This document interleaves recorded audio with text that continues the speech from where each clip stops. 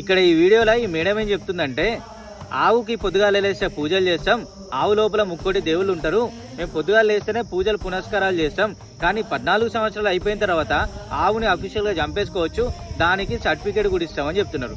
వీళ్ళు చేసే ఇల్లీగల్ దందాలు ఉన్నాయి కదా, బీఫ్ ఎక్స్పర్ట్, దాని గురించి అడిగితే ఈ సమాధానాలు వస్తున్నాయి. అంటే ఇప్పుడు ఆవు పుట్టంగానే ఫస్ట్ ఆవు పోయి డేట్ ఆఫ్ బర్త్ సర్టిఫికేట్ తీసుకోవాలి, దాని తర్వాత ఆధార్ కార్డు తీసుకోవాలి, అప్పటి నుంచి అది కౌంట్ చేసుకొని 14 సంవత్సరాల తర్వాత దాని ఎక్స్పైరీ డేట్ అయిపోతుంది. దేవుళ్ళు కూడా ఆవు లోపల ఓన్లీ 14 సంవత్సరాలే ఉంటారు, తర్వాత ఈ ఆవు ఎక్స్పైర్ అయిందని చెప్పి ఎటోళ్ళటి వెళ్ళిపోతారు, మనోళ్ళు దాన్ని కోసుకొని తినచ్చు. చెత్త ముచ్చట్లు.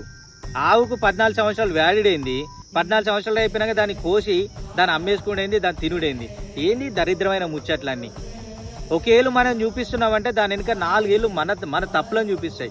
ఈ 3 ఏళ్ళు ఉన్నాయి కదా మనం చేసే తప్పులు, వీటిని మనం కమ్మేసి ఆ ఒక్కేళ్ళు మాత్రం అవతలని చూపిస్తున్నాం. వీళ్ళు చేసే బీఫ్ ఎక్స్పర్ట్ కూడా ఇట్లాంటివే.